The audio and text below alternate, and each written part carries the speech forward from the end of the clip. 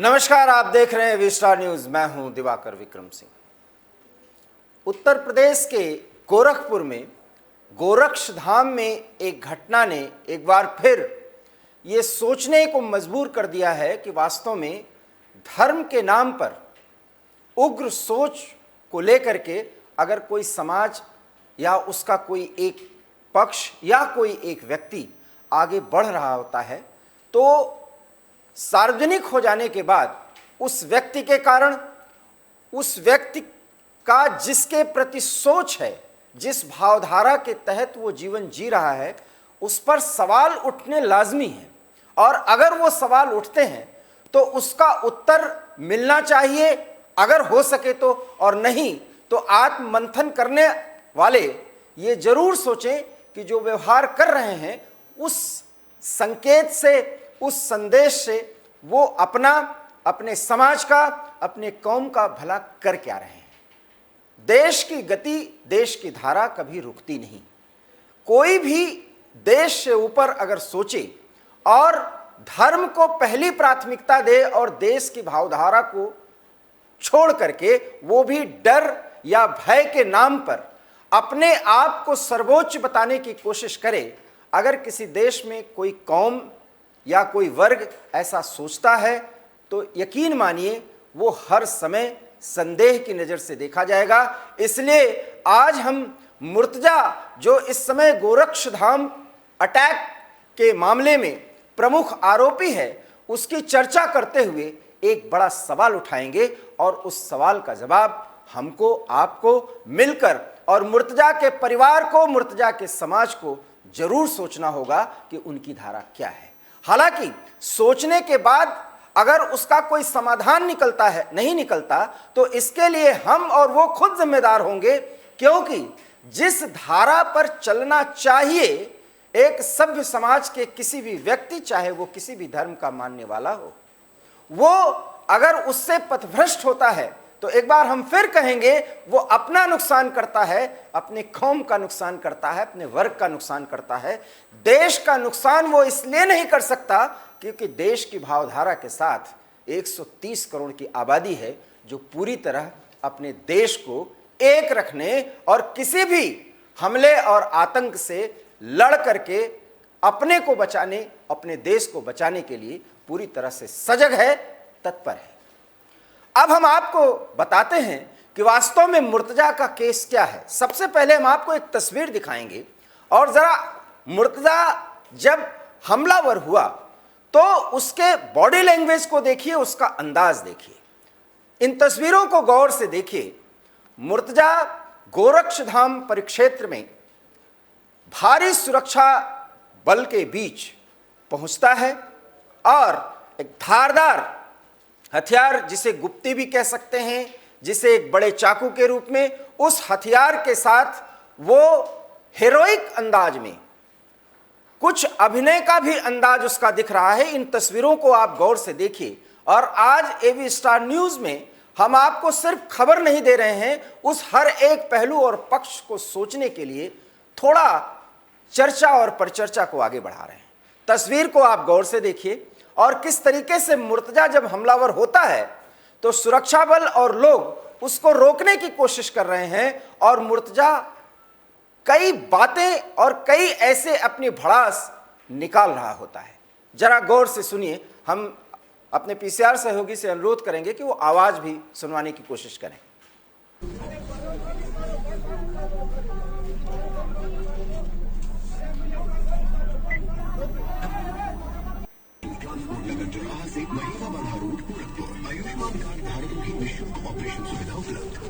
ये जो तस्वीरें आप देख रहे हैं ये हमले के दिन, हमले के वक्त की तस्वीरें हैं और इन तस्वीरों के माध्यम से आप मुर्तजा का जो आरोप है और जिस मुद्दे पर उसकी जांच हो रही है, जिस तार को खंगाल रही है यूपी एटीएस, उन सारे पहलुओं को समझ सकते हैं। लेकिन मुर्तजा के अंदाज को, उसके मानसिक स्थिति को, उसके बॉडी लैंग्वेज और उसके द्वारा किए गए व्यवहार से आप सहज समझ सकते हैं किस तरह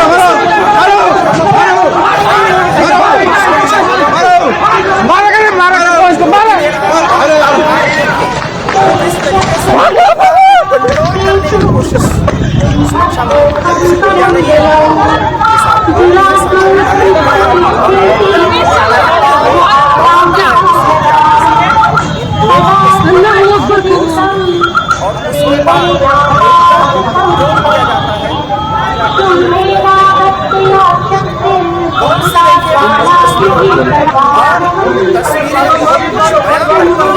इसलिए अगर आप इस पूरे दृश्य को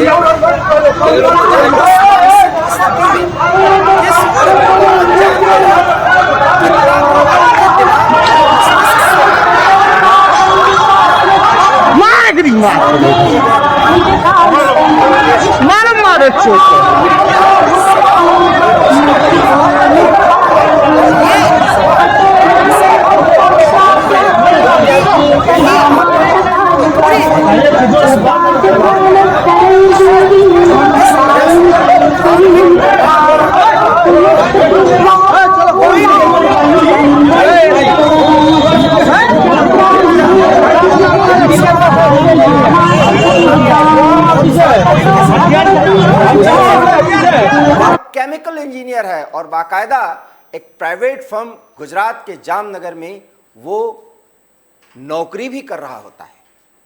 वो शादीशुदा भी है लेकिन अब उसका तलाक हो चुका है।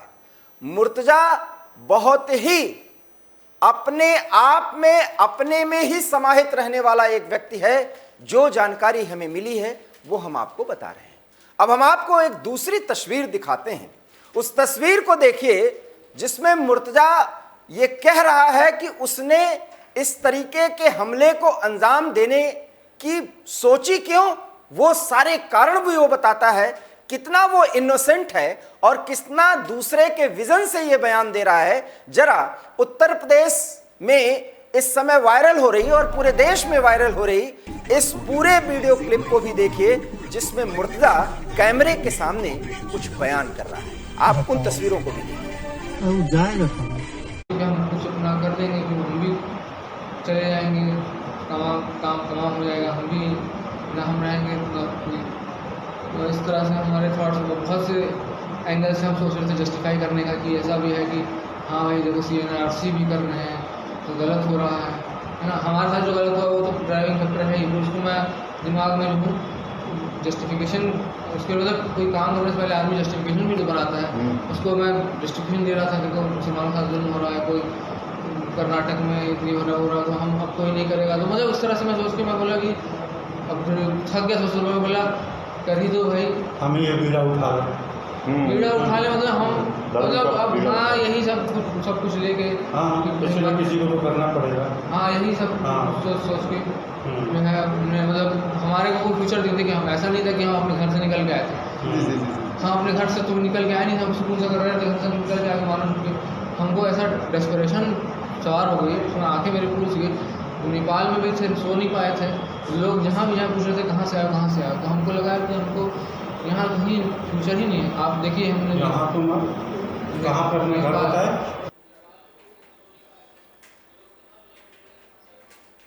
स्क्रीन पर हम आपको तस्वीरें दिखा रहे हैं और तस्वीरों में वो सब कुछ बताने की कोशिश कर रहे हैं। आप खुद ही अंदाजा लगाइए कि मुर्तजा किस मानसिक स्थिति में, किस मनः स्थिति में, उन्माद में इस स्थिति में जा पहुंचा। मुर्तजा याद करता है NRC को, मुर्तजा याद करता है CAA को, मुर्तजा याद करता है कर्नाटक में हिजाब को लेकर के जिस तरीके से सुप्रीम कोर्ट का रुख रहा। हिजाब मुस्लिम महिलाओं के द्वारा, लड़कियों के द्वारा सर को ढकने का एक साधन है, जैसे हिंदुओं में दुपट्टे का इस्तेमाल करती हैं लड़कियां। और उस हिजाब प्रकरण में ड्रेस कोड के तहत कोर्ट ने स्पष्ट किया कि ड्रेस कोड मानना चाहिए, हिजाब नहीं पहन सकती। कहीं ना कहीं एक शिक्षा प्राप्त कर रही लड़की के लिए आज़ादी से जुड़ा प्रश्न है जिसमें उसकी आज़ादी सुनिश्चित होती है।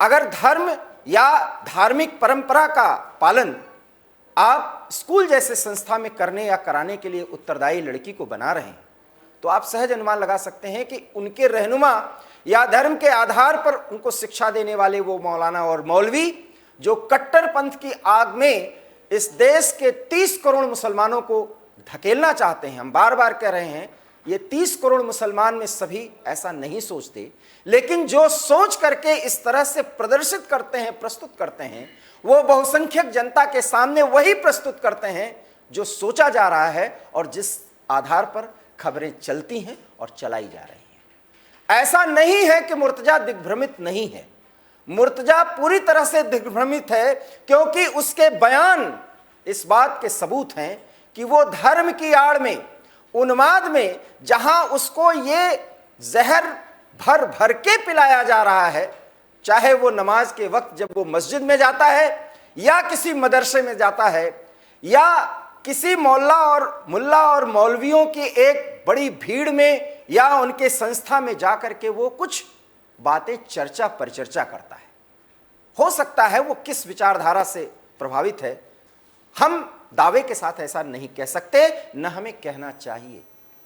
लेकिन मुर्तजा के बयान को हम एक बार आपसे फिर डिस्कस करेंगे और सुनवाने की कोशिश करेंगे, जिसमें मुर्तजा पढ़ा लिखा एक इंजीनियर लग भी रहा है, क्योंकि अपने बातों में वो हिंदी उर्दू के साथ अंग्रेजी के शब्दों का और जो अपने शब्दों के साथ, अपने वाक्यों के साथ अपने भावों को व्यक्त करने का एक सामान्य पढ़े लिखे व्यक्ति का तौर तरीका होता है, उस तरीके से कैमरे के सामने वो बयान दे रहा है। हालांकि वहां भी वो मानसिक रूप से थोड़ा विक्षिप्त है, लेकिन ये विक्षिप्त कोई ऐसा नहीं कि वो मानसिक रोगी है। ये गिरफ्तार किए जाने के बाद पूछताछ और पुलिस के पड़ रहे दबाव का भी एक नज़ारा कहा जा सकता है।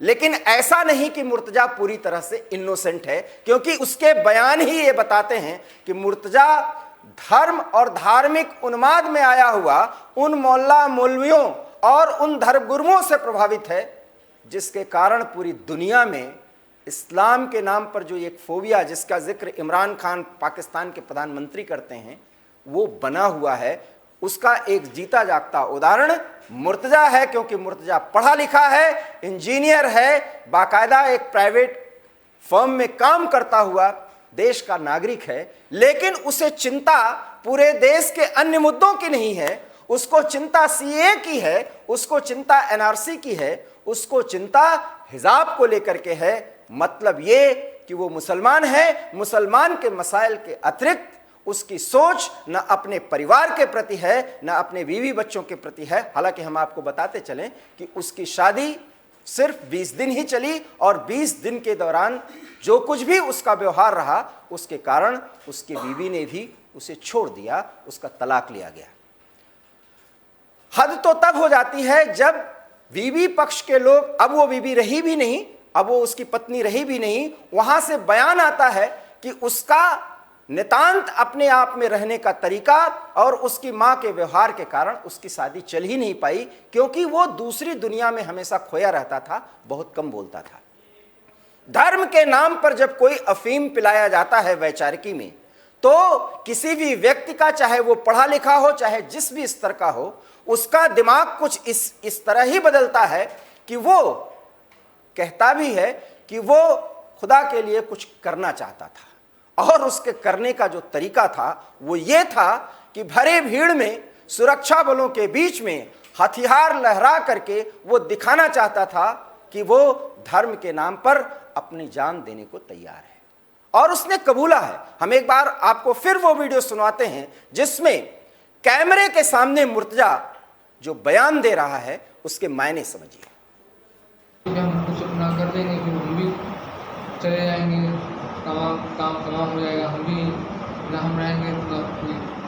तो इस तरह से हमारे थॉट्स बहुत से एंगल से हम सोच रहे थे जस्टिफाई करने का कि ऐसा भी है कि हाँ भाई देखो CNRC भी कर रहे हैं तो गलत हो रहा है ना। हमारे साथ जो गलत हुआ वो तो ड्राइविंग फैक्टर है ही, उसको मैं दिमाग में जो जस्टिफिकेशन, उसके मतलब कोई काम करने से पहले आदमी जस्टिफिकेशन भी तो बनाता है, उसको मैं जस्टिफिकेशन दे रहा था कि मुसलमानों का जुल्म हो रहा है, कोई कर्नाटक में इतनी हो रहा तो हम अब कोई नहीं करेगा। तो मतलब उस तरह से मैं सोच के मैं बोला कि अब थक गया, सोच मैं बोला कर ही दो भाई, हम ही ये बीड़ा उठा ले, मतलब हम मतलब अब हाँ यही सब कुछ लेके किसी न किसी को तो करना पड़ेगा। हाँ यही सब सोच के जो है हमने मतलब हमारे को कोई फ्यूचर दिखते कि हम ऐसा नहीं था कि हम अपने घर से निकल के आए थे। हम अपने घर से तो निकल के आए नहीं, हम सुकून से कर रहे थे, घर से निकल के आके मानो हमको ऐसा डेस्परेशन सवार हो गई, उसमें आंखें मेरी पूरी सी गई। नेपाल में भी थे, सो नहीं पाए थे लोग, जहाँ भी यहाँ पूछ रहे थे कहाँ से आए कहाँ से आए, तो हमको लगा कि हमको यहाँ कहीं फ्यूचर ही नहीं है। आप देखिए हमने कहाँ पर अपने घर बताया। हमने इस परिचर्चा के दौरान आपको वीडियो दूसरी बार सुनवाया है और मुर्तजा का कैमरे के सामने, हालांकि ये कोई मीडिया ट्रायल नहीं है और मीडिया पर कोई एक ऐसे चर्चा नहीं है जो आधार बने, हम सिर्फ उस मानसिकता पर चर्चा कर रहे हैं जिसके वशीभूत होकर के, जिसके प्रभाव में आकर के मुर्तजा जैसे पढ़े लिखे लोग इस तरह का कदम उठाते हैं जो जाहिल और गंवार लोग उठाते हैं। शायद मुर्तजा को यह समझाने वाला न उसके परिवार का कोई व्यक्ति था, न उसके समाज का कोई व्यक्ति था, न उसका कोई दोस्त था। दोस्त होता भी कैसे, जो व्यक्ति एक जानकारी के मुताबिक उसके बीवी के बयान के आधार पर हम आपके सामने इस बात की चर्चा कर रहे हैं कि ये नई शादी हुई अपनी पत्नी के साथ भी बातचीत नहीं करता था। आप समझ सकते हैं कि मुर्तजा का मानसिक स्तर, उसका मानसिक स्थिति उसकी किस स्तर पर धर्म के गलत तरीके से भरे हुए उन विचारों के कारण बदल गया था। और बॉडी लैंग्वेज भी कहते हैं और बताती है कि वो पूरी तरीके से दिग्भ्रमित है। वो मानसिक रूप से बीमार है, ये गलत है, लेकिन पूरी तरह से दिग्भ्रमित है, उसकी स्थिति एक मानसिक बीमार जैसे लगती है। ये वीडियो के वो दृश्य और वो सारी बातें जो हमले के दिन उसने कहने और करने की कोशिश की, उनसे साफ होता है। ऐसे में उत्तर प्रदेश ATS उन तारों को खंगाल रही है। हम आपको खबर के तहत ये बताते चलें कि नेपाल में भी कई जगह दबिश दी गई है, 2 गिरफ्तारियां भी हुई हैं, उनसे पूछताछ की जा रही है।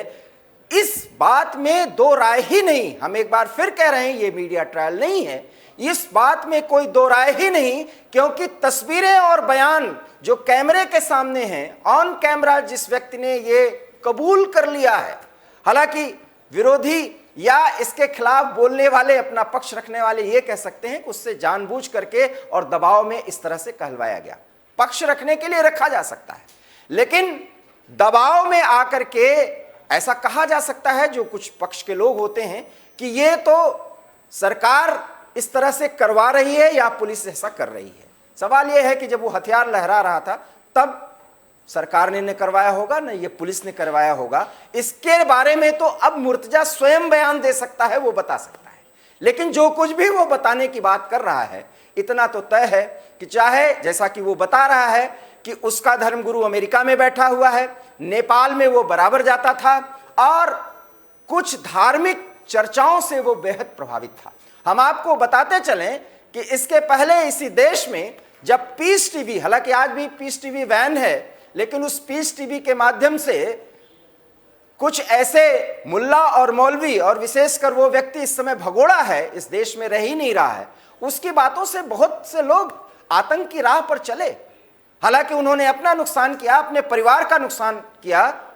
इस देश में जो कुछ भी वो थोपना चाहते थे, जिसकी खातिर वो जान देना चाहते थे, आज तक वो कुछ भी प्राप्त नहीं कर सके। शायद मुर्तजा या मुर्तजा की सोच रखने वाले लोगों के लिए ये बात जरूर देखना चाहिए, सुनना चाहिए, क्योंकि इस देश का जनमत आतंक से लड़ने के लिए इस कदर तैयार हो चुका है कि वो इससे डरेगा नहीं। इसलिए मुर्तजा के कृत्य पर बहुत कुछ सोचने को ये पूरा देश उसको विवश होना चाहिए, सोचना चाहिए। और वो ये है कि आतंक का कोई धर्म नहीं होता, ये कतई नहीं कहना चाहिए, क्योंकि आतंक अगर होता है, किसी धर्म से प्रभावित है, तो ऐसे आतंकी का सामाजिक बहिष्कार उस कौम के लोगों को करना चाहिए, क्योंकि उसके खातिर धर्म बदनाम होता है। शर्म तो उन्हें आनी चाहिए जो उसके पीछे कुतर्क करते हैं। और ये दुर्योग है, ये विसंगति है, विडंबना है कि मुर्तजा इस्लाम का फॉलोअर है। यहां कोई इस्लामिक फोबिया नहीं है, लेकिन अल्लाह की खातिर वो सब कुछ त्याग करने के लिए जिस नादानी के साथ अपने व्यवहार को आक्रोश में प्रदर्शित कर रहा है और उसके बाद कैमरे पर एक विक्षिप्त व्यक्ति की तरह बयान दे रहा है, या तो वो बहुत चालाक है, या तो अभी भी वो निर्देशित है, या उस निर्देशन में उसको पकड़े जाने पर इसी तरह का बयान देने और ऐसा ही व्यवहार करने का निर्देश भी है। इसलिए आप यकीन मानिए इसके तार अभी तो नेपाल से ही जुड़े हैं, आने वाले समय में तार तो पाकिस्तान के ISI से भी जुड़ेंगे। हम ऐसा क्यों कह रहे हैं, प्रमाण सहित आपको बताते हैं। क्योंकि नेपाल वो जंक्शन है जिसका इस्तेमाल करके पाकिस्तान की ISI उस गढ़ के माध्यम से पूर्वोत्तर को धतकाती रही है, पंजाब को धतकाती रही है, और एक दशक पूरा बीत गया जब भारत में आतंक को अंजाम दिया जाता था, उसका प्रमुख गढ़ नेपाल हुआ करता था। लेकिन स्थितियां पिछले 7 सालों में बेहद बदल चुकी हैं। ऐसा नहीं कि वो तार पूरी तरह से टूट चुके हैं, खत्म हो चुके हैं, क्योंकि जिसकी जड़ें, जिस आतंकी नेटवर्क की जड़ें, जिसमें स्लीपर सेल्स की बड़ी भूमिका होती है, उतनी गहरी हैं कि उनको समाप्त करने में अभी कई दशक लग सकते हैं। और यही वो बात अगर इन भटके हुए नौजवानों जो मुर्तजा जैसे लोग हैं, और यकीन मानिए मुर्तजा तो सिर्फ एक सिंबल है, मुर्तजा से भी प्रभावित कई ऐसे लोग हो सकते हैं जो आने वाले समय में इस तरह के कृत्यों को अंजाम दे सकते हैं। इसलिए गोरक्षधाम में CA और NRC जो 1 साल पहले का घटनाक्रम है और साथ साथ हिजाब प्रकरण, उस पर गोरक्षधाम में विरोध करने के लिए वो व्यक्ति पहुंचा, योगी के कर्मक्षेत्र में वो विरोध करने के लिए पहुंचा, इसके भी सिंबॉलिक महत्व हैं, जिसको समझने और समझाने की कोशिश वो लोग कर चुके हैं, जिसका ये हथियार था, जिसका यह व्यक्ति जरिया था। क्योंकि गोरक्षधाम के माध्यम से पूरी खबर और पूरी बात और पूरा अटेंशन मिल जाता, जिसके लिए ये पूरा काम किया और करवाया गया है। और यही वो कारण है कि गोरखपुर अगर नहीं हो तो अयोध्या का क्षेत्र या काशी का क्षेत्र या मथुरा का क्षेत्र एक ऐसा क्षेत्र है जहां पर इस तरह से कृत्यों को अंजाम दिला करके रेजिस्टेंस फोर्सेस जो आज भी विरोध के लिए विरोध करना है और धार्मिक उन्माद में चूंकि तुष्टीकरण के तहत जीते हुए उनको इस देश के प्रजातांत्रिक व्यवस्था में तुष्टीकरण के तहत जीते हुए अपने आप की गलत सही बातों को मानने मनवाने का एक तरीका डेवलप कर लिया है, इसलिए वो संस्थाएं, वो सोच वाले व्यक्ति आज भी मुर्तजा जैसे सामान्य युवकों को इस तरीके से दिग्भ्रमित करते रहे हैं और आगे करते रहेंगे। इसलिए ATS की कार्रवाई मुर्तजा जैसे लोगों की गिरफ्तारी से तो हो भी सकती है, लेकिन ये अंतिम समाधान नहीं है। इस पर वास्तविक और सबसे बड़ा हमला है इस विचारधारा और इस नेटवर्क को फैलाने वाले उस पूरे रीढ़ को ही तोड़ दिया जाए जो इस तरह के युवकों का इस्तेमाल करते हैं और जिसके कारण वो धर्म में बदनाम होता है और उससे जुड़े वो लोग जो स्वाभिमानी हैं, सही रास्ते पर चलकर भारत के प्रजातांत्रिक व्यवस्था में अपने आप को आगे बढ़ाते हैं, वो बहुत ही शर्मिंदगी उठाते हैं। और अगर वो शर्मिंदगी नहीं उठा रहे हैं और सिर्फ चुप होकर के इन सारी बातों को देखते हैं और इसको भुला देने का एक उपक्रम करने और करवाने की एक सोच रखते हैं, तो यकीन मानिए इस देश ही नहीं पूरी दुनिया में इस्लामोफोबिया एक सच बन के रह जाएगा और इसको स्वीकार करना पड़ेगा। हाँ, इसको स्वीकार करते हुए भी अपनी जिद के तहत अपने कौम के लिए ही मर मिटने की कोशिश अगर मुर्तजा या मुर्तजा जैसे लोग करते रहेंगे तो पूरे दुनिया में ये संघर्ष उस समय तक चलता रहेगा जब तक बाजी कोई एक पक्ष न जीत जाए। और शायद वो धर्म से अंध लोग यही समझाने की कोशिश मुर्तजा जैसे लोगों को करते हैं। खबर यह है कि मुर्तजा की गिरफ्तारी हुई है, ATS पूछताछ कर रही है, आतंक के जो तार नेपाल से जुड़े हुए हैं उसे भी खंगाला जा रहा है, महाराजगंज में भी दबिश दी जा रही है, अर्थात पूर्वांचल और सीमांत के उन इलाकों में दबिश दी जा रही है जहां ISI किस कदर अपना जाल फैला चुकी रही होती है, ये सबको और ये पूरे भारत को पता है। और उसी में भी भटके हुए मुस्लिम नौजवान अगर इस तरीके से धार्मिक प्रवचनों के आधार पर भटक कर इस्लाम को आगे बढ़ाने के लिए दूसरे की जान लेने या अपनी जान देने की कवायद करते हैं तो ये इनकी सोच है, ये उनकी भूल है, इसके लिए वो जिम्मेदार खुद हैं। लेकिन एक देश के नागरिक होने के नाते, जनमत बनाने के लिए उत्तरदायी होने के नाते, एक पत्रकार और मीडिया संस्था होने के नाते एवी स्टार न्यूज़ अपने कर्तव्य का निर्वहन करते हुए इस सच को, इस खबर को बताते हुए उस मानसिकता पर चोट करने की कोशिश कर रहा है जिस मानसिकता के तहत इस्लाम को बदनाम और पूरी तरीके से हंसी का पात्र बनाया जा रहा है। दोषी वो लोग हैं, लेकिन उससे जुड़े हुए उस वर्ग के लोग ही ऐसे लोगों को समाज से बहिष्कृत नहीं कर रहे हैं। इसलिए अभी तो ऐसे कई मुर्तजा पैदा होते रहेंगे, उनकी गिरफ्तारियां होती रहेंगी और उनको गिरफ्तार करने के बाद आतंकी नेटवर्क को तोड़ने का दावा किया जाता रहेगा। लेकिन इस तरह की घटनाएं घटती हैं, इसलिए समाज के से जुड़े उन लोगों को यह बताना होगा कि जिस पर वो चुप बैठे हैं, ये वो अपने धर्म के लिए शर्मिंदगी उठा रहे हैं तो क्या अच्छा कर रहे हैं।